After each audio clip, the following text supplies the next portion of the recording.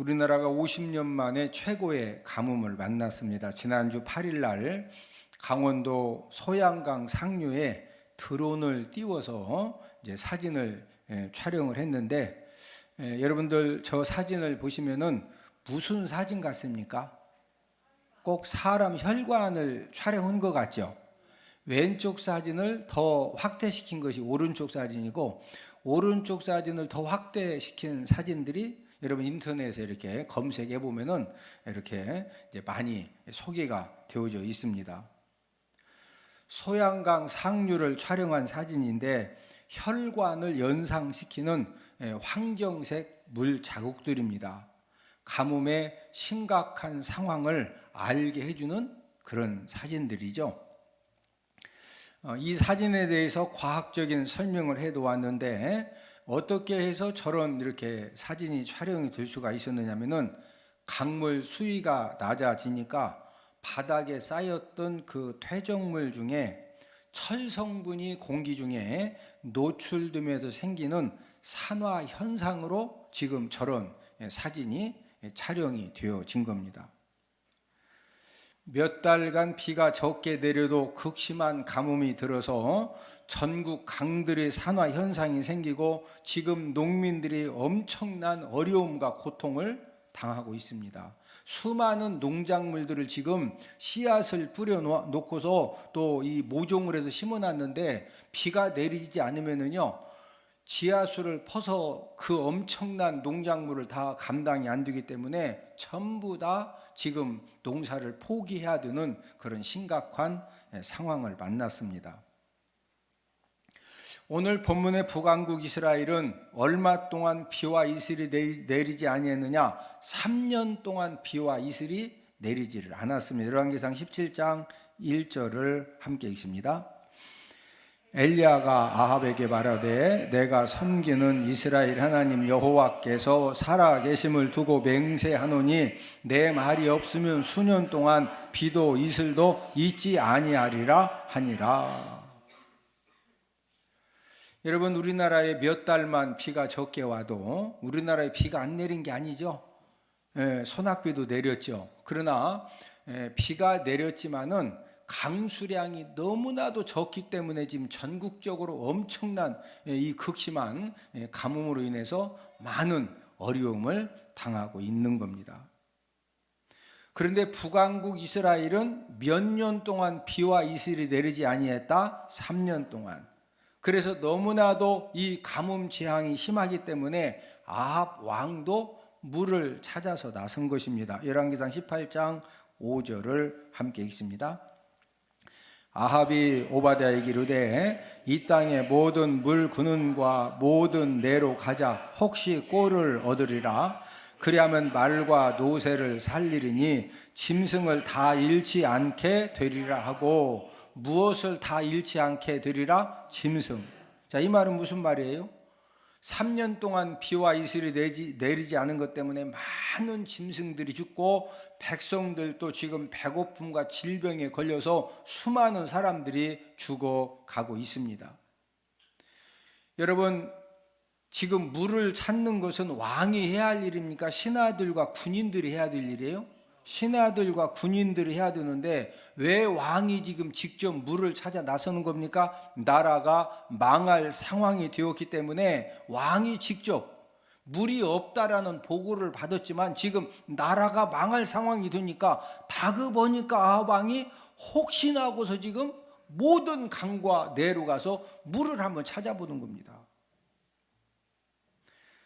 여러분, 북왕국 이스라엘의 이런 가뭄 재앙의 원인이 무엇이었을까요? 그것은 아합 왕이 결혼을 하면서 문제가 시작이 되어졌는데, 제가 이렇게 보니까 인생은요 신비한 거예요. 왜 신비한 거냐? 어떤 사람은요 결혼을 하면 일과 일은 이요, 맞죠? 하나 하면은 이, 맞죠? 근데 결혼은 얼마나 신비하냐?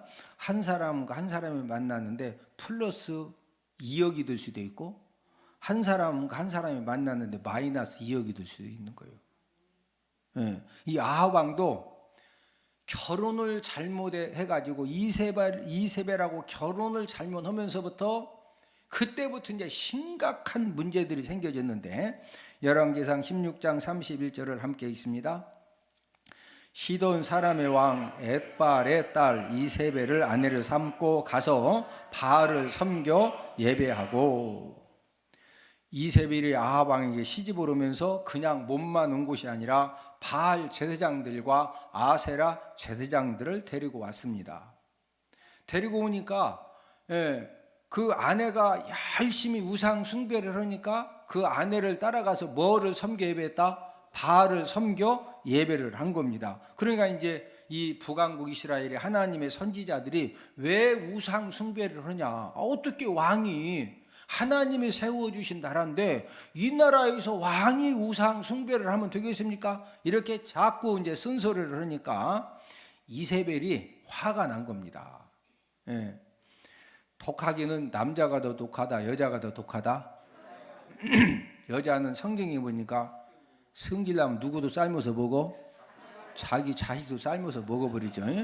여자들이, 여러분, 여자들이 막 헝헝하니까 우습게 알았다가는요 산채로 껍데기 벗어집니다. 자기 자식도 삶아서 먹어버려요, 여자들은 성질나면은. 이세벨이 화난 겁니다.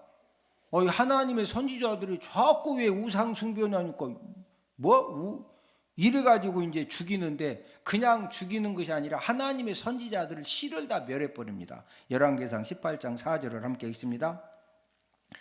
이세벨이 여호와의 선지자들을 멸할 때에 죽였다, 멸했다? 씨를 다, 그냥 지금으로 말하면 쉽게 설명드리면 전국의 모든 교회 이 담임 목사들 붙들어다 모가지를 다 잘라서 다 죽여놓은 거예요. 자, 전국의 모든 교회 목사님들 전부 다 모가지를 잘랐더니 이제 우리 집사람이 수석 부목사님, 우리 집사람 예배 드리다 우리 집사람 모가지가 잘라져서, 그러면 여러분들 오늘 예배 드리러, 아니 여러분들은 예배 드리러 오셨을 거예요. 아, 죽어도 예배 드려야 되겠다. 그러나 다른 사람들 예배 드리러 오기가 쉬워 안 쉬워? 아니 지금 전국의 모든 이 선지자들 목을 다 잘라놓은 거, 예배 드리는, 예배 인도하는 모든 선지자 모가지를 다 잘랐어요. 지금 우리나라에서 모든 교회 담임 목사들 모가지 다 잘라놓으면 여러분들 예배 드리러 오기가 쉬워 안 쉬워? 어렵죠. 그래서 지금 북왕국 이스라엘 이 모든 백성들은 하나님 아버지 앞에 제사 드리고 예배 드리는 일이 완전히 다 중단이 되어진 겁니다. 하나님 아버지 앞에 제사 드리고 예배 드리는 일이 무너지면서 가뭄 재앙은 점점 심해졌는데, 여러분 우리나라에 전 세계적으로 이 코로나가 생겨지면서 이 코로나가 꼭 이세벨하고 이렇게 비슷합니다. 이세벨과 같은 코로나로 인해서 우리나라의 이 교회들의 예배도 얼마나 많이 무너졌는지 모릅니다. 더욱더 심각한 것은 성도들의 예배는 더 많이 무너졌습니다. 요즘 이 가난한 교인들의 숫자, 가난한 교인은 거꾸로 말하면 안 나가, 교회 안 나간다 이거요. 아니 집에서 유튜브로 예배드리고 TV로 예배를 드리는데 아니 꼭 교회에 나갈 필요가 있느냐? 안 나가. 이 가난한 교인들의 숫자가 엄청나게 많이 늘었습니다. 성도들의 예배가 무너지면서 성도들의 삶에도 많은 문제들이 생겨졌는데, 여러분 코로나 전보다도 지금 여러분 주변의 이야기를 들어보세요. 말도 안 되는 가정의 문제와 부부 문제와 자녀 문제와 영육의 질병의 문제들이 얼마나 많이 생겨졌는지 모릅니다. 우리는 지금까지 경험해보지도 못했고 들어보지도 못한 말도 안 되는 문제들이 예배가 무너진 성도님들 가정에 많이 실제적으로 일어나고 있습니다. 안타까운 사실은 많은 문제들이 예배가 무너지면서 생겼지만 이런 영적인 이유를 전혀 모른다는 사실입니다.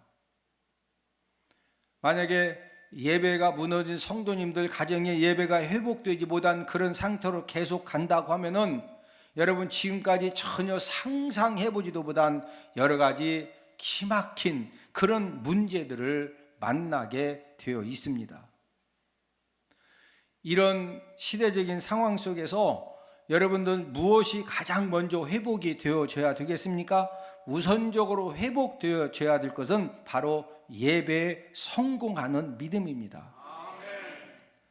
오늘은 예배의 능력과 축복이라는 그런 제목을 통해서 우리가 함께 은혜를 나누도록 하겠는데, 이제 첫 번째는 무너진 제단을 다시 세우고 불의 응답을 받은 이제 우리가 엘리야에 대해서 함께 알아보면서 은혜를 나누도록 하겠는데, 3년간 이 가뭄 재앙 때문에 뭐 짐승들 다 죽죠. 백성들 다 질병과 배고픔 때문에 죽어가고 지금 이 민심이 흉흉하고 이러는 상황 속에서 아합 왕이 엘리야 선지자를 만났는데, 이 아합 왕이 엘리야를 딱 보자마자 뭐라고 그러냐면은 이스라엘을 괴롭게 하는 자, 이렇게 이제 엘리야 보고 말을 하는데, 열왕기상 18장 17절을 함께 읽습니다.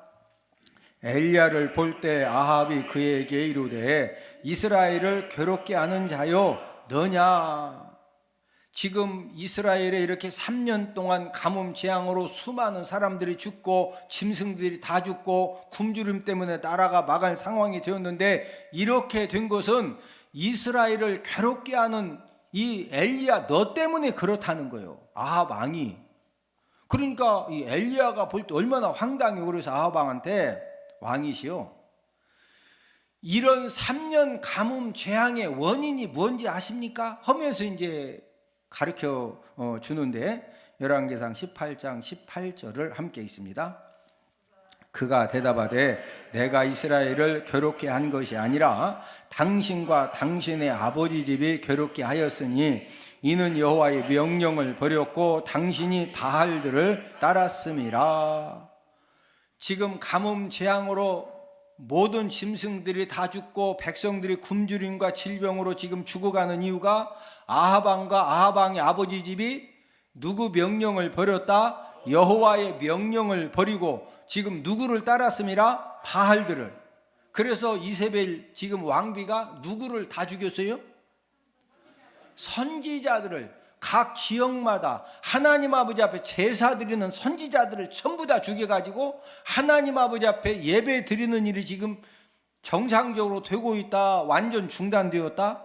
완전히 중단되어서, 그래서 지금 이런 가뭄 재앙이 생긴 것이지 왜 나 때문에 이런 문제가 생겼다고 하느냐? 엘리야가 아합 왕한테 설명을 해준 겁니다.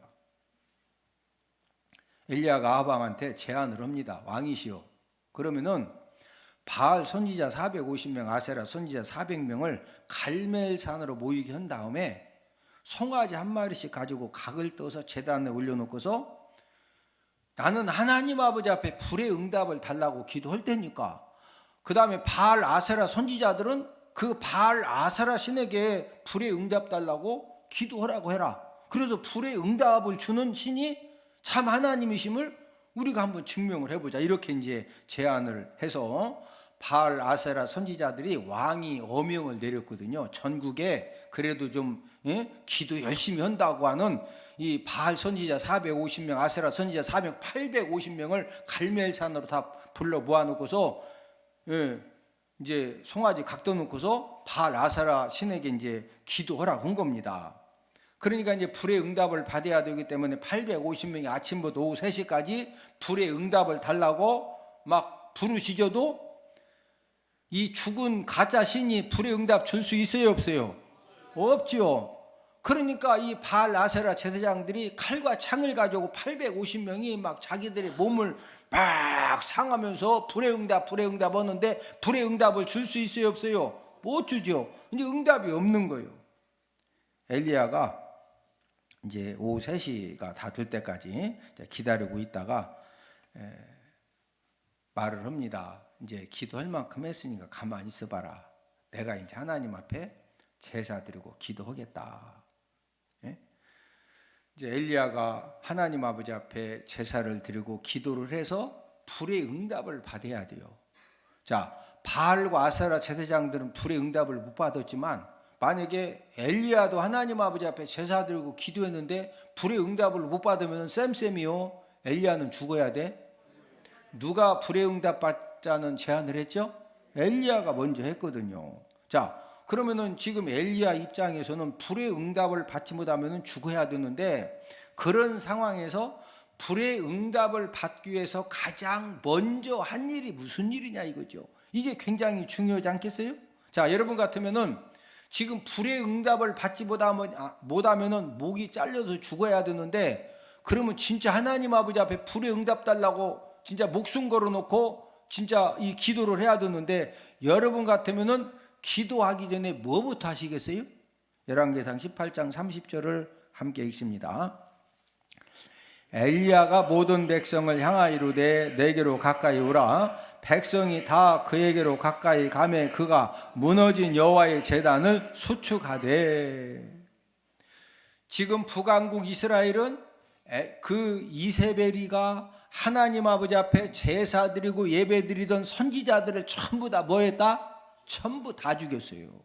그러니까 전국적으로 하나님 아버지 앞에 지금 제사 예배를 드리고 있다, 못 드리고 있다? 못 드리고. 그래서 엘리야가 하나님 아버지 앞에 불의 응답을 달라고 기도하기 전에 무너진 제단을 수축했다는 말은 다시 세운 것입니다.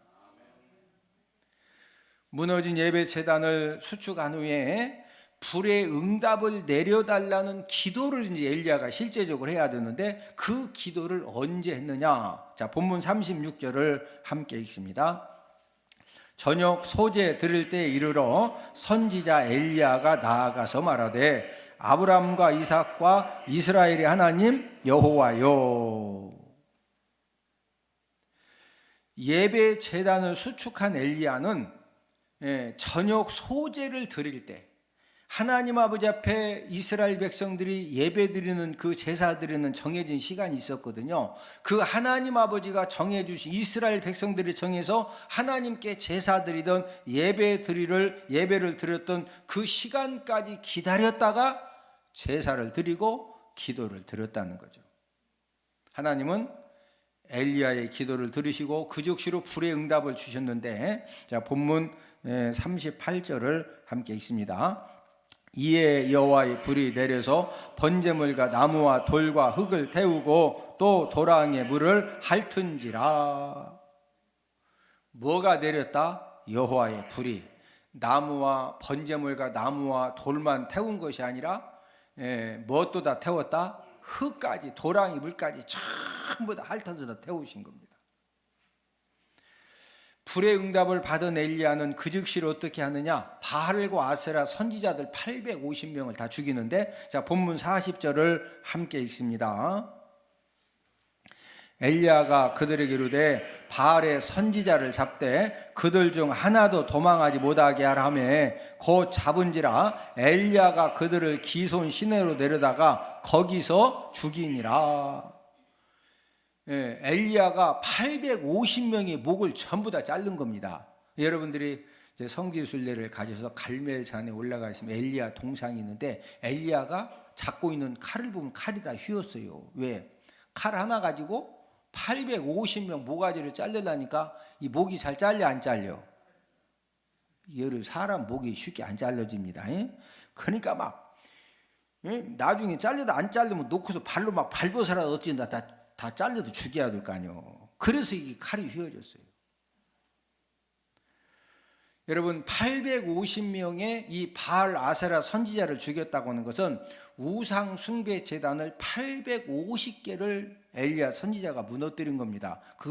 이 선지자들이, 우상 숭배하는 선지자들이 전국에서 바알 아세라에게 제사 드리도록 백성들을 독려하고 권면했던 그런 사람들이거든요. 850명이 죽으니까 이제 850개의 우상 숭배 제단이 이제 뽑아지고, 이 가뭄 재앙의 문제 뿌리를 이 엘리야를 통해 하나님 아버지가 근본적으로 뽑아내신 겁니다. 하나님은 지금도 무너진 예배 제단을 세우고 불의 응답을 구하면은 지금도 하나님 아버지가 불의 응답을 허락해 주시는 줄로 믿습니다. 저와 여러분들이 무너진 예배 재단을 세우고 하나님 아버지 앞에 연락되어지는 그런 생명력 있는 그런 예배를 드리면은 저와 여러분들의 삶 가운데 어떠한 문제의 뿌리가 있어도 그 문제의 뿌리를 뽑아낼 수 있는 그런 영적인 힘을 하나님 아버지가 예배를 통해서 저와 여러분들에게 넘치도록 공급하여 주시는 줄로 믿습니다. 두 번째로, 성전에서 정해진 시간에 이 예배 드림이 얼마나 중요하냐. 엘리야의 불의 응답을 통해서 하나님이 지금 무엇을 가르쳐 주셨습니까?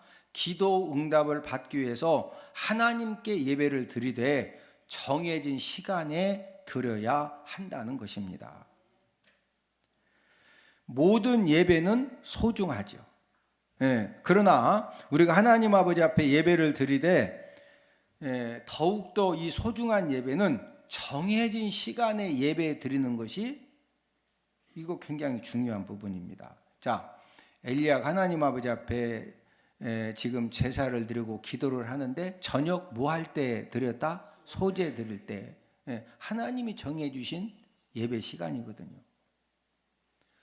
구원받은 성도들도 가뭄 재앙의 문제를 언제든지 만날 수가 있습니다. 여러분이 가뭄 재앙의 문제는 하나님 아버지가 하늘 문을 열어주셔야 비가 내려져서 해결되어지는 그런 문제를 말합니다.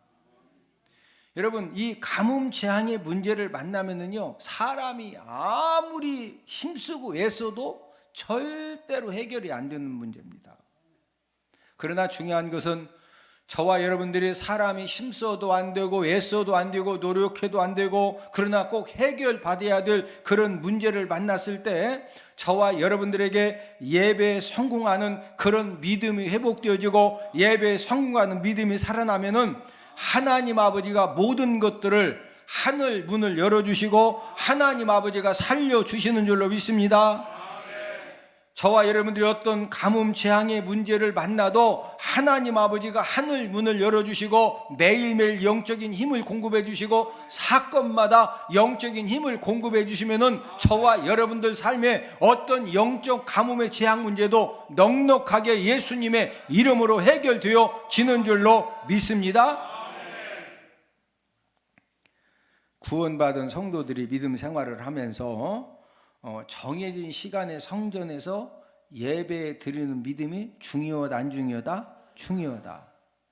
아마 우리들은 이런 것들을 많이 느낍니다. 갈수록 예배에 성공하는 믿음이 정말로 많이 식어져 가고 있습니다. 예전에는 우리가 이렇게 수요 저녁 예배를 드리던 분이 수요 저녁 예배를 한 번만 안 드려도 집에 있으면 왠지 마음이 불안하고 내가 이러면 안 되는데 이제 그랬는데 이제 계속 한 달 빠지고 두 달 빠지고 세 달 빠지면은 수요일 날 일하느라고 직장에 있어서 못 들으시는 분들은 어쩔 수 없는 거예요. 그렇죠? 그런데 집에 있으면서도 예배를 안 드려.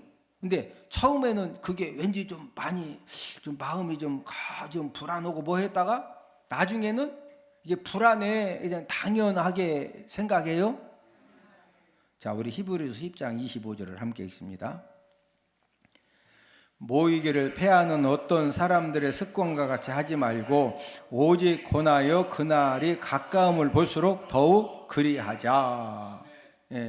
모이기를 패하는 어떤 사람들의 습관과 같이 하지 말고, 여러분 모이기를 패하면은요 나중에는 습관이 되어집니다. 오후 예배를 드리던 분이 오후 예배를 한번 이제 빠지고 집에 가서 냉커피도 마시고 그냥 이렇게 있었어. 그러면은요 집에 가면은 내가 이러면 안 되는데 내가 이제 처음에는 마음이 좀 이렇게 이게 좀 아닌 것 같아. 그렇죠? 근데 이제 한 달 지나고 두 달 지나면은 마음이 좀 불편해. 이제 습관돼서 편안하죠. 그래서 모이기를 패하는 어떤 사람들의 습관과 같이 하지 말라는 거예요. 처음에는 뭔가 이렇게 좀 불안하고 뭔가 이렇게 아니다라고 생각했지만 나중에는요 이게 습관이 되어지면은 그다음부터는 이제 이게 예배가 무너지는 거예요. 그래서 2000년 전에 성령 하나님이 히브리서 기자를 통해서 모이기를 패하는 어떤 사람들의 습관과 같이 하지 말고 오직 혼하여 마지막 때가 가까울수록 모이기를 뭐해라? 힘쓰라는 거예요. 하나님 자녀들은 예배가 무너지면은 영적인 힘을 공급받지 못하기 때문에 점점점 시간이 지나면서 모든 것들이 무너지고 꼬여지고 망가지게 되어 있습니다. 여러분, 사람이 똑똑하다고 잘 됩니까? 수완 좋다고 또 전략 잘한다고 부자 되고 잘 됩니까? 제 주변에 보면은요, 진짜 사람 똑똑해요. 수완이 얼마나 좋은지 몰라. 부자 되려고 전략도 지질이 꼽지립처럼 진짜 야 정말로 전략 잘해. 예? 그런데 한 방에 다 털려. 예? 왜 그러는 거예요? 여러분, 저와 여러분들은 영적인 힘을 공급받지 못하면 무슨 문제가 생기느냐? 마귀에게 미혹을 당하게 되어 있어요. 자, 요한계시록 20장 10절을 함께 읽습니다. 또 그들을 미혹하는 마귀가 불과 유황못에 던져지니, 자, 마귀는 뭐 하는 마귀요? 미혹하는 마귀. 내가 그렇게 수완 좋고 똑똑하고 막 지질이 꼽지리처럼 전략해가지고 사람 노릇도 안 하면서 막 모으고 모았는데 마귀에게 미혹당하면은요, 어디다 한 번만 확 투자하면 그냥 확 벌 것 같아. 그냥 확 투자했는데 확 날라가. 그런 사람 많습니다. 예? 아니, 그렇게 수완 좋고 똑똑하고 그렇게 막 지질이 꼽지리처럼 아껴가지고 전략해서 부자 되려고 했는데 왜 엉뚱한 데다 그냥 확 투자해주고 확 그냥 다 날아가는 거예요? 뭐하는 마귀에게 붙들리면 그렇게 된다? 여러분, 미혹하는 마귀에게 붙들리면요, 말도 안 되는 그런 어리석은 행동을 하는 거예요. 저와 여러분들이 하나님 아버지 앞에 예배드림을 통해서 영적인 힘을 얻지 못하면 또 무슨 문제가 생겨집니까? 하나님의 말씀도 절대 들을 수가 없어요. 요한일서 4장 6절을 함께 읽습니다. 하나님을 아는 자는 우리의 말을 듣고 하나님께 속하지 아니한 자는 우리의 말을 듣지 아니하나니 진리의 영과 미혹의 영을 이로써 아느니라.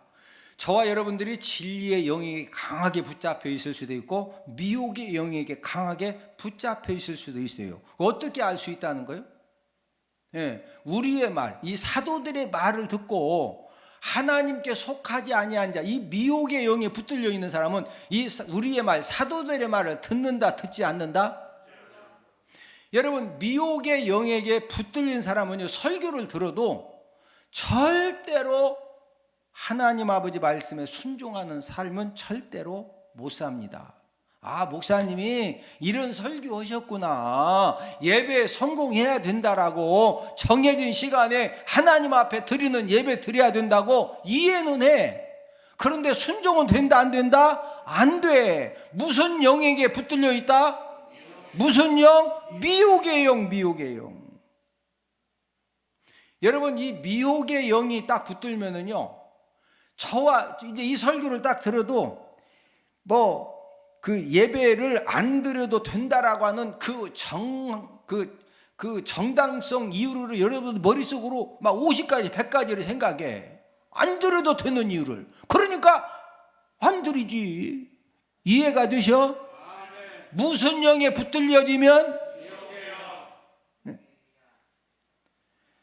예배가 무너져서 하나님에게 영적인 힘을 공급받지 못하면 결국에는 교회 다니다가 믿음에서 떠납니다. 그런 다음에는요, 미혹의 영과 귀신의 가르침을 따르게 되어 있어요. 디모데전서 4장 1절을 함께 읽습니다. 어떤 사람들이 믿음에서 떠나 미혹하는 영과 귀신의 가르침을 따르리라 하셨으니, 하나님 아버지 앞에 예배 성공의 삶을 통해서 영적인 힘을 공급받지 못하면 어디에서 떠난다? 믿음에서 떠나요. 믿음에서 떠나면 누구 가르침을 따른다? 미혹하는 영과 귀신의 가르침을 따르게 되어 있어요. 여러분, 교회를 다니던 사람들이 교회를 다니지 않으면서 이상한 삶을 사는 이유가 여기에 있는 겁니다. 예? 그렇게 하나님 열심히 섬기겠다고 하나님 아버지 살아계심을 경험하고서도 그 믿음 떠나가지고 우상을 섬기면서 희한한 삶을 살기도 하고 비윤리적이고 비도덕적인 그런 삶을 살면서 주변 사람들에게 상처를 주고 주변 사람들을 경악시키는 그 이유가 무엇입니까? 하나님 아버지 앞에 예배 드리는 그 예배가 무너지면서 하나님 아버지 앞에 영적인 힘을 공급받지 못하면 누구든지 교회 다니다가 어디 떠난다? 믿음에서 떠나요. 믿음에서 떠나면 어떻게 된다? 누구 가르침 따른다? 미혹하는 영과 누구 가르침? 귀신의 가르침을 따라가지고 말도 안 되는 그런 삶을 사는 거예요. 그러니까 여러분들, 아니 예전에 저분이 장로님이었고 예전에 저분이 믿음 좋은 권사님인데 왜 저러냐고. 왜 저러는 것이 아니라 예배가 무너지면은 하나님 아버지 앞에 영적인 힘을 공급받지 못하니까 어디에서 떠난다? 믿음에서 떠나면은 누구 가르침을 따를 수밖에 없어요?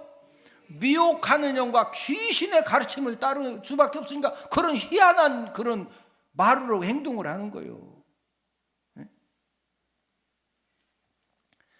마지막 세 번째로 성공 인생과 실패 인생의 차이점을 말씀드리겠는데, 이 세상의 모든 사람들은 어떤 공통점을 가지고 있습니까? 실수하고 넘어지고 잘못한다는 그런 공통점을 가지고 있습니다. 하나님의 자녀들도 마찬가지죠. 저와 여러분들도 우리가 열심히 말씀 붙들고 산다고 하지만 우리들도 실수하고 넘어지고 잘못할 수가 있습니다.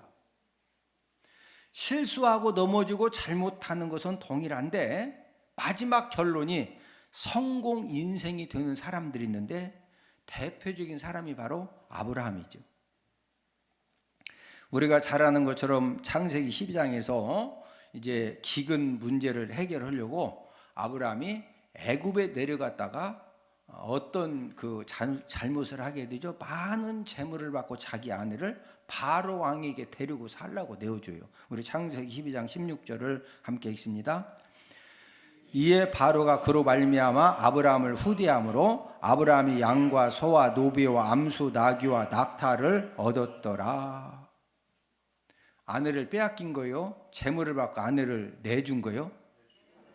재물을 받고 아내를 내줬습니다. 끝까지 받지 말으셔야지요. 나는 이거 받을 수 없습니다. 아내 지금 빼앗겼는데 그거 받아가지고 오면 되겠어? 근데 그거 받아왔어요. 응?